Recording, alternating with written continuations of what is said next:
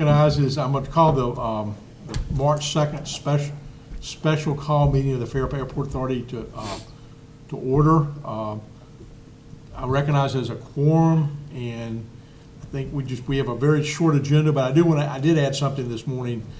We do need to, we've been asked by the public safety hangar folks that the lights are out on the public safety hangar. There's only one left, and we need to replace those lights. And Josh and I researched it, and it's something that we have to do. And it's I got a bid for about $2,500, and I would like to get a concurrence to go out and look for somebody to actually replace those lights. That bid going to LED? We'll go to LED, yes, we LED. will. Now, yes, we will go to LED. Well, I guess the expense is getting a cherry picker to get out there to change them out. Well, actually, I think if we work with, there's been some conversation, we're working with Continental, when they have to do some work, they get a scissor crane and actually Okay. do that. But still, they're about $400 a piece. I mean, so it's, it's 6 of them, so, Okay. okay? Do I have I have a motion, I'll make a motion. right, do I have a second? I'll second. Okay, we'll get those fixed, and I'll report to you next meeting. We vote. All those in favor of getting the lights replaced in the public safety hangar, signify by saying aye. Aye. Any opposed? Okay.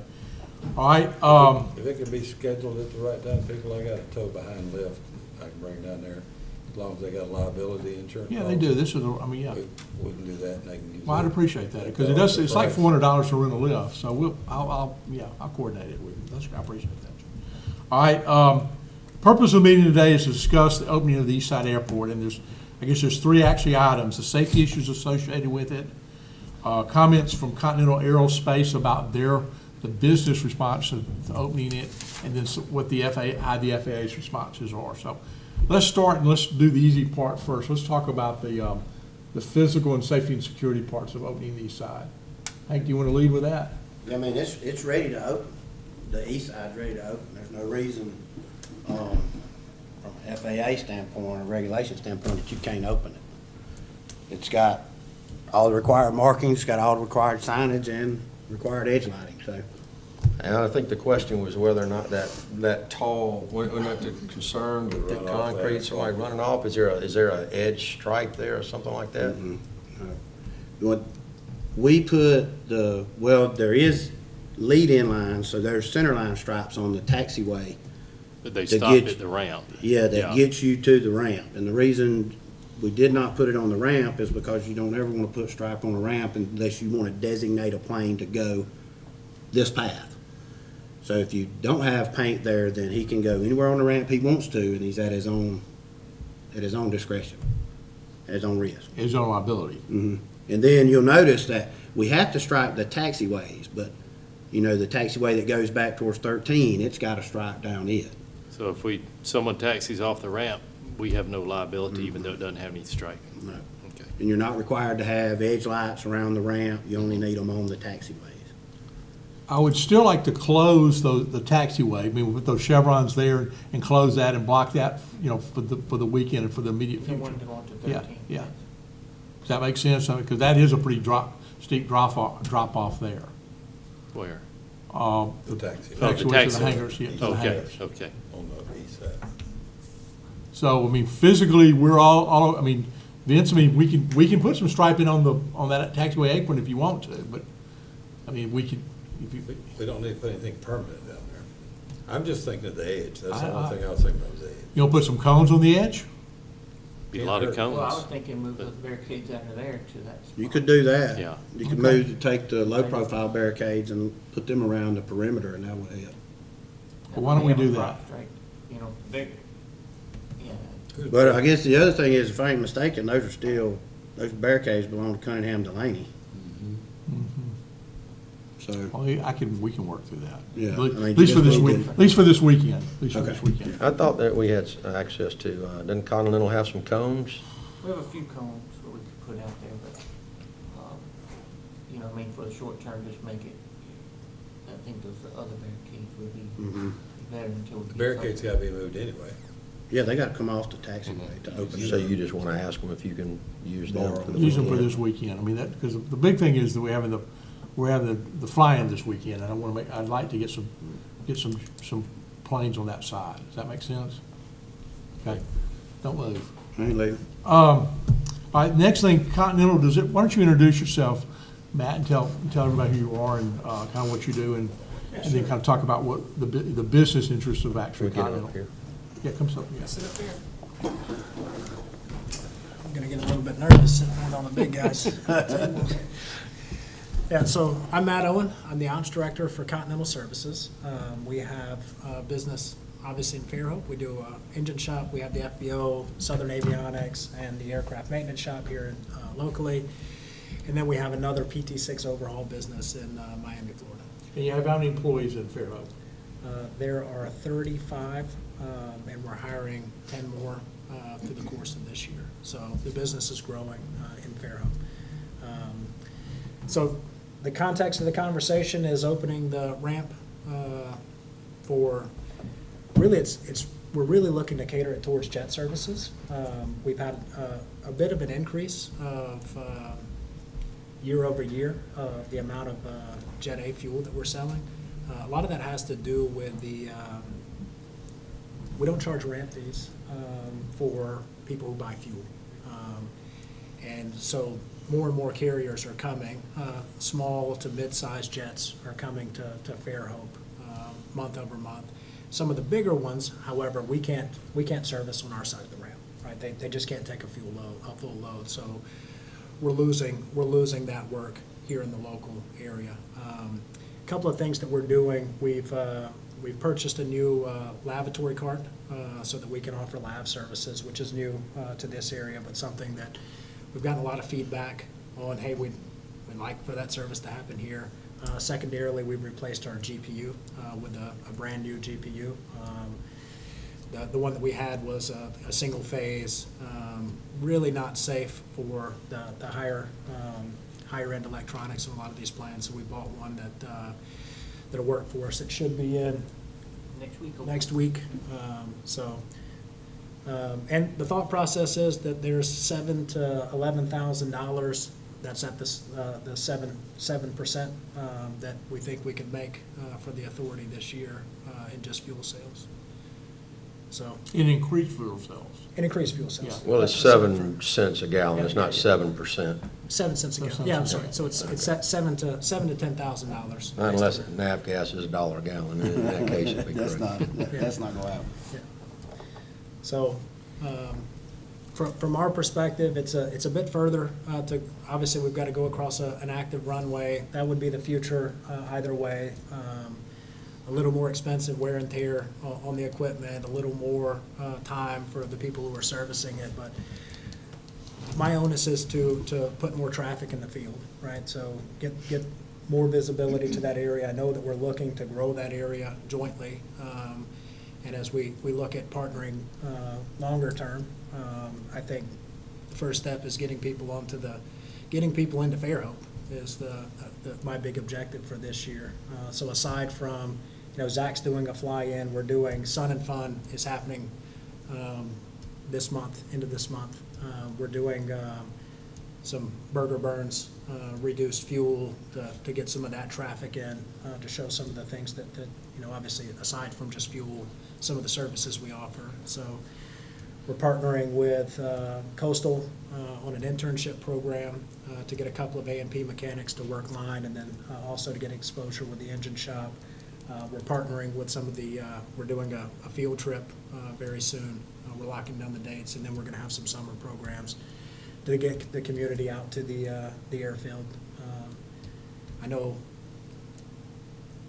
we had in the past done some of these things, and we're looking to revamp that. So the big deal for us in 2020 is to get more traffic in the field, and also through the activities we've done. Now we'll know how much traffic we have, so we can set a benchmark this year for month over month as we move forward. Questions, Jack? Well, the issue I had was, we originally had the conversation was, does Continental want to lease the east side? Yeah, well, I was waiting for the other comments before I chimed in on that. We'll I table wasn't gonna that. get ahead.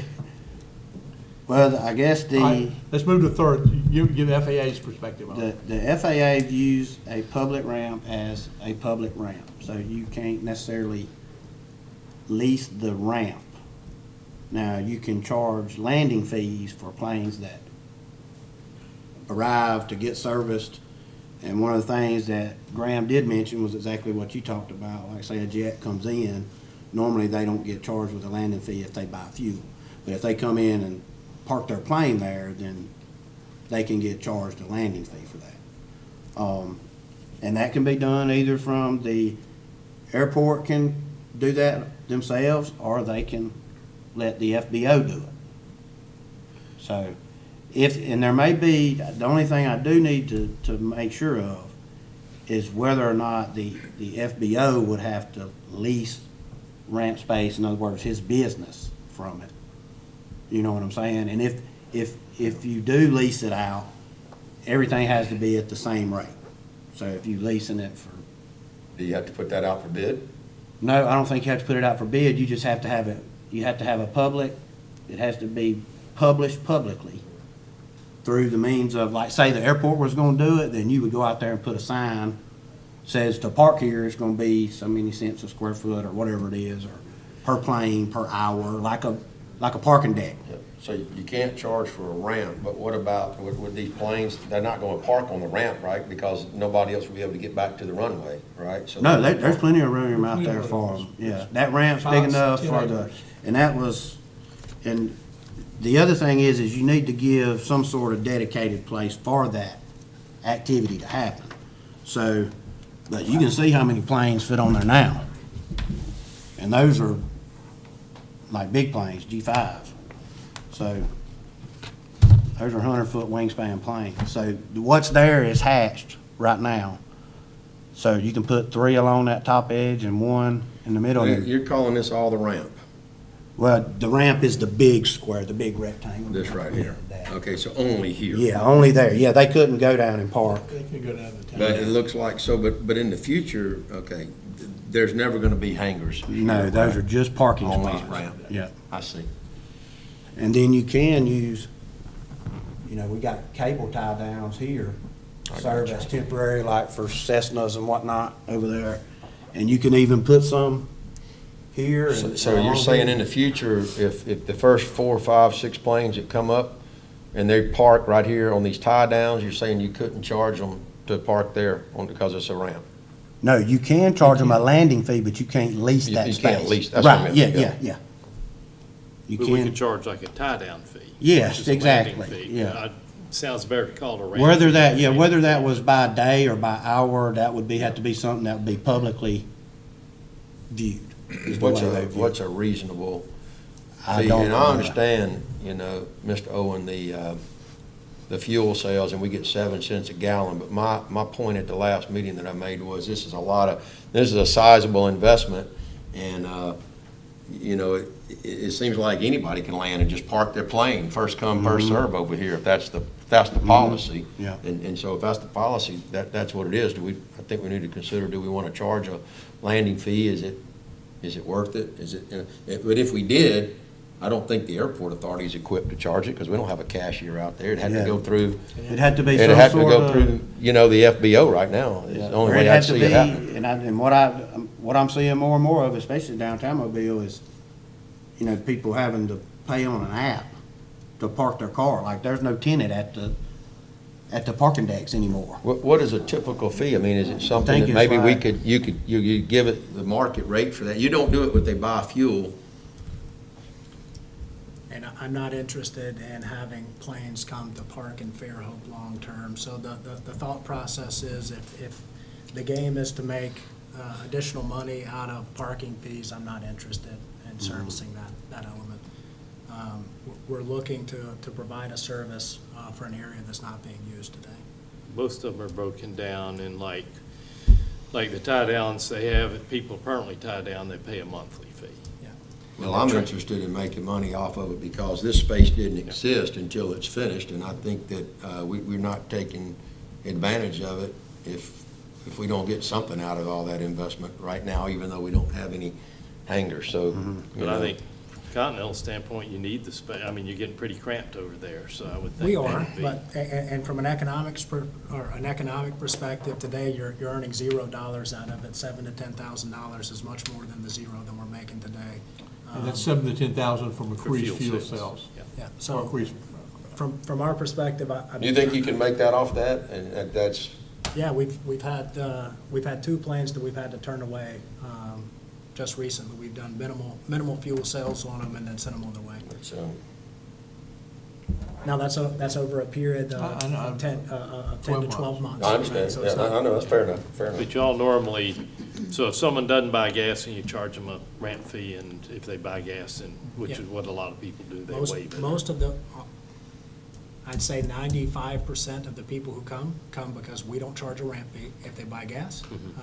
So So that's your incentive to The get them incentive there, to get- otherwise they would go somewhere else. there are other better equipped for big and you're getting, plane your, airports. your Your fuel prices fuel prices are reasonable. good. I And mean, they're not gonna be there for multiple days. Typically, no. The only caveat to that is sometimes people will park over the weekend, and that would be the, typically we put, well, today we only have our ramp, but the bigger guys Yeah. typically come in, get fuel, get lunch, and then they're back in the air. Yeah, so what I don't want somebody taking advantage of, like we talked about at the last meeting, was, well, hey, if I don't have to pay, I'll just park my plane right there on that ramp. You've told them to I'll leave. just tie it I down mean, over I've here. had conversations with people who said that, you know, I mean, that they complained the other ways, that they asked for a fee because they didn't put fuel on it. So, I mean, y'all have a sense of, you capture that information. Absolutely. Yeah. So what do you do if somebody wants to park over here and they're not refueling? So the bigger planes call in advance to your airport. So we know in advance, and we turn we're turning planes away today. I wouldn't say a lot. We turned 4 planes away since. Are you willing to collect a fee for people that aren't refueling, that want to park over there? We do today. Yeah, we can if you know, if that's the agreement we come to. Because that way you're getting something out of it. If they're fueling, you're getting something out of it. I see that. And if they're not, and so you're made whole. If they're not fueling, I feel like it's to your benefit and to our benefit. We're getting something out of our investment there. I mean, I don't know what that, Well, in that way- cost is, and I don't know what a tie down is per. Yeah, I don't know, but I day mean, I'm sure we can make parking. some phone calls around. Call the other Well, and it varies, FBOs. Yeah. you know, from a small plane, you know, $25 a 25 night to 50 the a big day one, or just like a something. $650, it's $150 a night. But it varies in locale. You go up to Long Island, when you're talking about, it can go up to $400 or $500. You know, it varies by locale, and, you know, we start doing that though. Gas, do you? So Well, it might be an incentive for people to buy fuel too. They might go, well, that's you where waive that, I'm gonna fill up, waive that fee. Right, exactly. You're gonna get something either way. There, you're gonna make Yeah. way more money that way selling the fuel, Well, way more. that's what a lot of people do. They say, what's the minimum I have to buy to not get a ramp fee? And, you know, for jets, it could be this, and for. Do y'all have a minimum? Somebody say, top me off, and only needs 50 gallons of fuel. I don't know. Well, that's typically the minimum, 50 gallons. It's Okay. significant. Most small planes don't hold 50 gallons, so. I mean, but jets are different, you know, larger airplanes can be I mean, different than smaller The one we got airplanes. Friday would hold up to 7,000 gallons. Right. And, you know, he only took on 1,000 because that's all the weight. Plus Continental's gonna have to put more into it because no one's gonna have access from the road, so they're gonna have to use y'all to transit. You gotta have from the buy-in ramp. from you guys. to Yeah, make so it work. y'all gonna have to Be make honest. it work So- for so we're- someone to do it. So really what we were asking, and I'm glad we're having the conversation, is I don't necessarily know the increased overhead that we're gonna have from transporting people back and forth, from the fuel truck back and forth. So I don't necessarily know what the sunk cost is, and what I'd hoped we could do is come to a 6-month trial period in which we understand I don't know what kind of traffic we're gonna have. I've done an estimate of 10 to 15% increase based on the calls that we've gotten of fuel sales, and then based on the larger loads that these plants would carry, which is the $7,000 to $11,000 number. As far as transport back and forth, any type of car service we'd have to do, luggage pickup, those types of things, they're unknowns because we haven't had to encounter them. Yeah, but see, to me, if you're having to go over there and pick someone up, it would behoove you to, and if they don't refuel, to have some overnight charge. Put it on us. Blame it on the airport authority. Yeah, well, we have it today. Okay. So that wouldn't change. The foundational premise of this area, at least for the short run, is to cater to fueling. Well, now you have it today, so let's say somebody parks over here, that's not your property, and they Understood. don't get fuel. You have a fee for that? No, we don't, hence the reason why we're having this discussion. Yeah, We- I we thought don't- you said that we you don't. did. We do for the land that we currently have available For to the land us. you have available, right? Yeah, we do, we do have a fee for that. And could you just instill the same policy over there? I imagine we could. I think we That's a should. request of the airport. I kind of go back to the whole premise is we're providing additional space. We could both make some money off Well, just with a caveat that I'm proposing that we make additional money off of it by fuel sales, right? Vince, could we study it for 6 months and see if the fuel cells are where they are, and then come back and revisit it, and then see if we can get some, if it makes sense? I mean, I really want, if we can have our goals aligned, to grow the airport, the fuel cells at the airport, whatever makes sense to do that. I think I don't think we're going to ever get anywhere with just fuel cells, personally. it. But, and Matt, respectfully, I agree with what you just said, that is an increase to the airport authority. But it's also, as Jack said, a $9 million ramp. It's a huge increase, more than $7,000 to $10,000 to Continental. So we both got to make some money off these airplanes that are not buying fuel.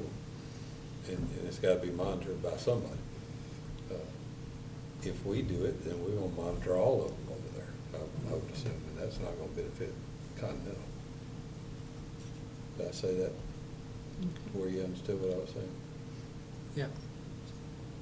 So I'm proposing a crawl, walk, run. I don't think that any of us are prepared to make this is what the dollar amount would be I agree. for that today. We can have the discussion later. I would like to have the opportunity to open the ramp to get more traffic into Faro. I mean, And plus, if we charge like less than what they charge in Mobile, we're gonna have more traffic coming in here. The other caveat to that is that's one of the reasons that we're getting the planes, because we They don't don't charge go there. ramp fees, right? If you go to Signature, if you go to Jack Edwards, that's one of the reasons that we're getting planes in today. Now, longer term, when there's a terminal, there's hangars, right, at this point, we really have a pad, and we're trying to get people visibility to the fact that that's here in Fairhope, and we have the ability to do it. Give me an example of why somebody would land in Fairhope because it's free as opposed to Mobile. I would think that the passenger that's in that plane cares more about getting closer to their location We have than guys- saving an overnight fee. These people are pretty, the $25, $50 a night is probably not a big deal to We have them guys as that come opposed to in on a time. regular basis that land here because they don't want to pay that $100 that Signature's charging over there, and they drive from Fairhope to downtown. Plus more, Okay, I wanted to hear that. Plus the That's fuel's what I think. higher. plus the fuels. Plus the fuel's higher. And they And I'm have three speaking barrels, for cheap, and they come pilots in are weekly. cheap. And the service is Plus now the fuel better. is cheaper. Not talking about me, are you? The fuel is, Our fuel is $2 cheaper than Signature. oh, that's why they're doing it. By far. By far. Yeah.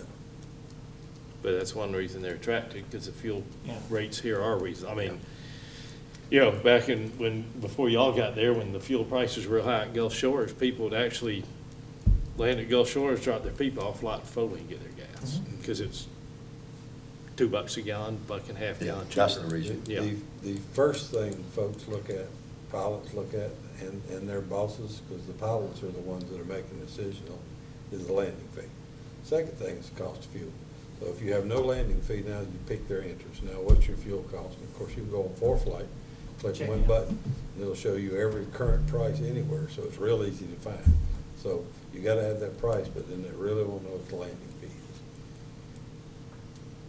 Because landing fee's a way to make money, so a lot of folks have them, some don't. Most folks do waive it if you buy fuel. I'll offer one suggestion, just trying to think outside the box a little bit, that you may want to entertain. Like, do you guys lease the ramp that's on the west side now? Yes. So there's a lease rate for the ramp that's on the west side that is active, that's where the busiest part is right now. Can you reverse that mentality and say, the airport authority put signs out there and say they're gonna charge a landing fee for this size aircraft, $15 a plane, $25 a plane, whatever. And like you were saying, the airport authority doesn't have a cashier, but reverse the policy in a sense to where you've publicized that this size plane lands, you charge him $50, and then he gets a portion of the 50. They collect it. Yeah. Oh, absolutely, I was Yeah, I thinking think- that. yeah. I was thinking, absolutely, I was actually thinking they'd get the majority of it. Yeah, but the thing is in order for them to charge whatever rate they want to, it has to be leased to them. In other words, if the ramp is not leased, you can't lease it to an individual, but you can lease it to an FBO so that he can make revenue from it. That's kind of what Yeah. started, that's where we started Yeah, on this. so, That's but I that's where think, all this well, started. I guess where I was kind of getting sidetracked was, Matt was saying, hey, what if we waited 6 months and let's just see the activity to see whether or not you'd be interested in leasing the space. But if it was over leasing the space, then take the lease off, let the airport advertise the rate that the parking spot will be, and then y'all just make an agreement with him to, he gets paid to take the money for planes that don't fuel. Matt? So I'm in for a trial period to understand what To it's see going to be. At what's this out there. point, I mean, at this point, it's not financially prudent for me to say that we would go into a Yeah, yeah. lease Mhm. type. Would you have to, would we have to redo the leases, Josh?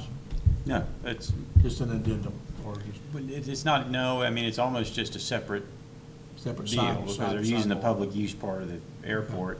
They're not leasing it, so we're not amending the lease. It would just be a sort of a simple fee-sharing type agreement. You know, in exchange for collecting, Continental gets X amount, the authority gets Y, so. Or it could be a fixed amount. Or it could be a fixed amount, yeah, it could be a fixed amount, Makes but I it don't real think, simple. I don't think it affects the lease one way or the other. I just think it's sort of a separate arrangement between the authority and Continental. That got kind of back to where we were, originally. I think 6 months is too long. I was gonna suggest 3. But then I got thinking, summertime, it's gonna be more active. So that's when he can get his true numbers. Yeah, starting in 3 months, yeah. So in the meantime, Okay, well, we'll do it on a 3-month trial period, try to capture the numbers. We'll get that, we'd like to get the east side open for this weekend for the fly-in. And then we'll kind of go with there. We'll kind of, you and I will work between now and the next meeting, probably the April meeting, and try to come up with something that we agree with on a trial basis. Is that okay? well, do we need a motion, Josh? I'm just- It's open, so we don't need a motion to open the east side, do we? The traffic, do you need a motion for that? It's finished, right, Hank? I mean, That's there's not done. anything that's. Done. It's compliant right now. Do we need a motion to allow Continental to, To operate, yeah, probably. Operate Yeah, there. that way you do have the consensus of the board if they Right. want to operate. I would say you probably needed that. We need to make a motion to take the barricades down so it becomes officially open. Yep. and then, I guess, and then for them to be using that, I guess you could say in consideration of the fuel fee. Yeah, you're not breaking any rules from the FAA standpoint. No, you're fine. You know what that dollar amount, do you want to propose a dollar amount, or are we going to propose a fee at this point in time? Or are we going to study it? I would study it, so that's my proposal. So we're talking about agreeing to head in the direction, and why don't both of us work together to have a firm commitment of what we want to do by our next meeting? How about our April meeting? Yeah, because we're halfway there. Because we're halfway there. By our April meeting. Yeah, so And we'll have then- the then published we should rates per start. aircraft. I can send that out in advance, so you can study those, ask any questions that you have based off of that. Yeah. And we really don't need to say a landing fee, it's really an overnight fee. an overnight Parking fee or ramp Parking fee. fee, and I'd like to know, how many of those planes you have that don't refuel, because we might be talking about something that's so insignificant that it doesn't matter, I may be harping about something that It's is actually really quite rare, insignificant. sir. It's actually quite rare when it does not buy gas. Quite rare. Yeah, we'll get some of the analytics together though, and provide that so that we're all on the Are we same up and page. running with the data capture now? Can we capture planes I in? believe you, David's been running it, and we've Yeah, got the I new, think so. Did you get the flight new away antenna, things set so up. we get the ADS-B out only? I think he had it when I was in his office. Yeah, he's got it all, and David's been running with that. I'll follow up in the morning and let you Having know. that information really helps. I'll give you an example of an answer to your question. I'm gonna stop in Ocala and buy the self-serve fuel on my way to Key West. Because when I get to Key West, they're gonna charge me $25 a night for my plane, so I'm gonna stay 3 nights at $75. Or I can pay $8.70 for the gas. I'd rather be full from Ocala, give them their $75 and leave. And So- Ocala is charging, what, 3-something? Right. Yeah. So people sometimes will pay the landing fee instead of paying the absorbent fuel price, which they don't have either one of those. You know, they're not high priced on fuel or landing fee. So can we get the, say we have numbers reported by at the June I'll start tracking. June Airport Authority meeting? That fair enough? And then in the meantime, I would say during that period, we're gonna have some kind of feedback. We're gonna have some kind of idea. We have a of your quarterly activity. meeting, and we'll have some feedback in our quarterly meeting of how it's going. Does that Yeah. work? Before I make a motion, can I ask you a question? Yes, sir. You willing to move those barricades? I'll get him moved tomorrow. Yes, sir. Thank Do we you. need to ask for the use of them, Chairman? Do you need to call I'll- them? Joe needs to ask for permission. Upon receipt of that permission, I make a motion that Continental moves the barricades and we officially open the Right. east ramp. And I'll second that motion. I think that's a I great think it's a motion. good idea. Well, job well done. All those in favor of opening the east side, on those conditions, signify by saying aye. Aye. Okay, and we'll just have a follow-up agreement that we'll, in our quarterly meeting, we'll kind of come up with a plan, and then we'll present the plan in April, with July being, or June being the date that we actually start the implementation. Yeah. And we probably need to sit down and talk about it No, I know. a couple times. Yeah, I think we might need the data in June. It might take another Yeah, maybe. meeting to come up with what. Until I have an example in front of me, Vince, I'm just not, I mean, I'd just like to see the numbers, you know what I'm saying? So we'll segregate out of the, so you already know what you get monthly out of fuel based on the dollar, you can back into that, but we'll give you, for this piece of the ramp specifically, the amount of traffic that we're getting, the amount of fuel sales that we're having, and then if we have anyone requesting the overnight service.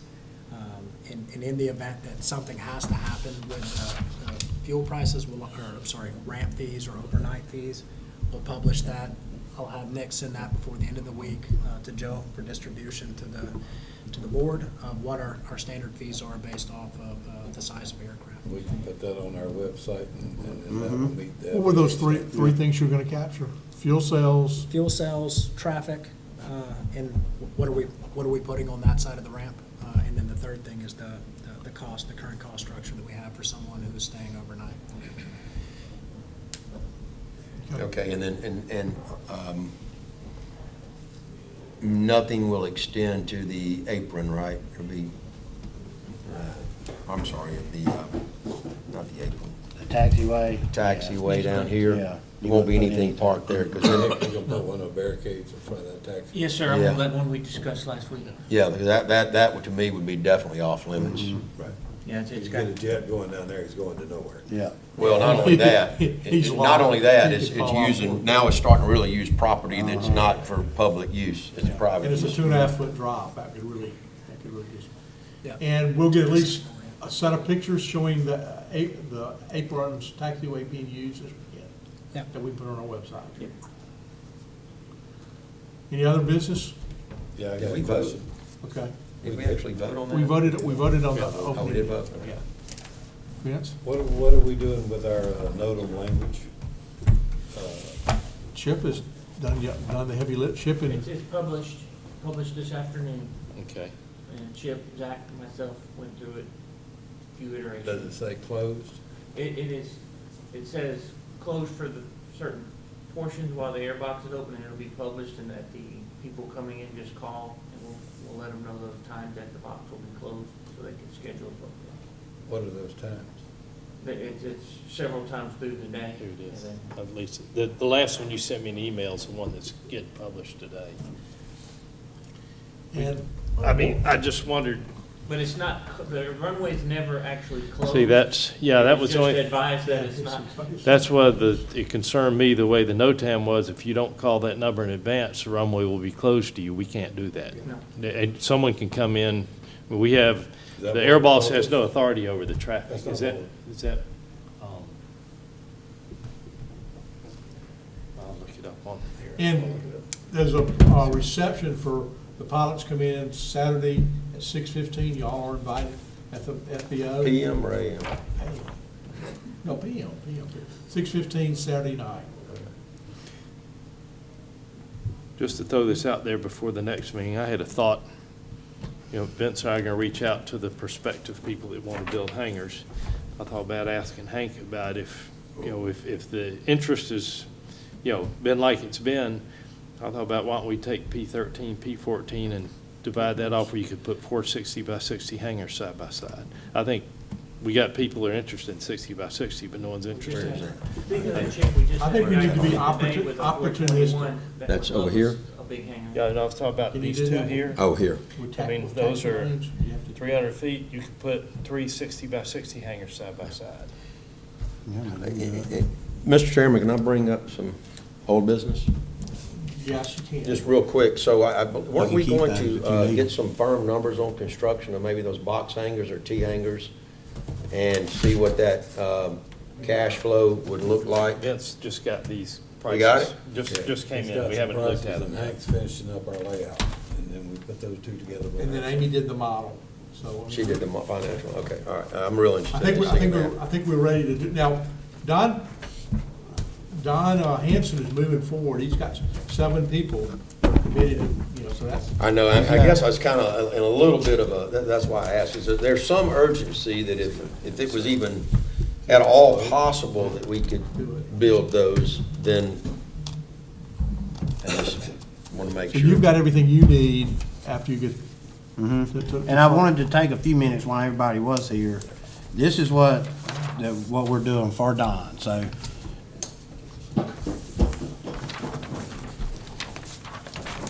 And this has been approved by the feds. And we're moving forward with it. And this keeps them out of the wetlands, it won't have any impact there. It gets the right separation requirements off the taxiway. Long road. But, and then the way that road is laid out, See it. this is, Oh, we got a copy of it. yeah. Then this would be the ultimate build out of the potential that you guys, This is what you want. That's what you want. Let's go. I wanted that, I really wanted what Don and them were doing too, Yeah. though. I This has got both of wasn't them. I mean, they've got the prime real estate on the taxiway there, and, I think we can apply for FAA monies to For the extend that extension taxiway. Don't Yeah. you think so? Mhm. Or are these right here? yeah, you can do that. And if you'll look at that gravel road, I put it right in the middle of where that proposed taxiway would be. So, in other words, we would get some sort of a suitable foundation put in place Ah, when he builds that construction road. And then what you would do is when you started building hangars, you would start at the far north end next to Don and those hangars and start working your way back out. That way that construction road could be utilized from now to whenever. Better than I thought it was gonna be. this is better. After This looking is at it real out good. there. Yeah. This is I 38. think it more- worked. This is 42 more hangars. Mm-hmm. Wow, no more than that. And we, 50 hangars. those on the north side of that teacup, No, 40, and then 12 more. Yeah. those on the north side of that teacup, to the right side of the page. We stuck those in there. I don't know if they would work, just from a floor plan perspective, it looks fine on this piece of paper, but there is a big embankment that goes up real high back there. The other thing that needs to be considered, all this right here is one big pile of dirt. And looking at the old stuff, it was the undercut from the runway. And it is a mountain, so it's gonna be a lot of dirt that's gonna be unusable probably, and will have to be hauled off, so. We can run with this on this. Yeah. road. I'm anxious to see that, what's in our envelope. Okay, No thanks. Let me ask you, all right, Hank, here's how the NOTAM reads. It says runway 119 closed, except 15-minute prior permission required. Can we say means that or it's not? closed. That means it's closed. It means it's closed when you say that. That means they ain't supposed to have no Well, the operations thing is, going during on. that time, they'll be operating jets in formation over that runway. It has to be Yeah. during those 15 minutes while they're doing their thing. You can't land an airplane while they're flying formation. But legally, you In the- can. We can't deny anyone the right to use the We runway. can't deny, but that's a, that's a notice to airmen. It's not a regular, it's telling them, if they Yeah. come in at that, they're at their own risk. And I did talk to Frank Farmer about closing the runway for things like this. He said it's done all the time. Okay. So, So it's just like in 15-minute increments? yeah, and as long as they monitor the situation and the pilots and the pattern, Yeah. who is the air Oh. boss? Is it, I mean, is it you are? Me and Zach. yeah, it's just that mostly it's the pilots in the air. I mean, because But you no, don't it's have a gonna be control there. structured. It's gonna be very structured. Just for the operation itself? Yeah. But, I mean, you as the authority can close the airport, you can close the runway, you can close just a taxiway. I'm a forward. You can do go whatever, there. you know what I You mean? go As there, long as especially it's, people that I ain't. I thought, Do what? but I thought like a full-scale Not me. closure just had to be in an I have to emergency forward it to situation. you. no. They can do Sure, it close the for airport. multiple things. Matter of fact, Someone doesn't read the NOTAM, there's no I simple. printed out. And I'll guarantee What I'll do you, with it. there's gonna be some people that come in every day that haven't read the NOTAM. Oh, For the yeah. record, I disagree with the word, but it's published. I had something from the state here. I don't know what I've done with it. You didn't snatch it, did you? Yeah, right here. Yeah, see, Joe's stealing. I'm trying to keep up. These are the rules for operating an airport inside Alabama. So, there were a couple of things I did read that I highlighted.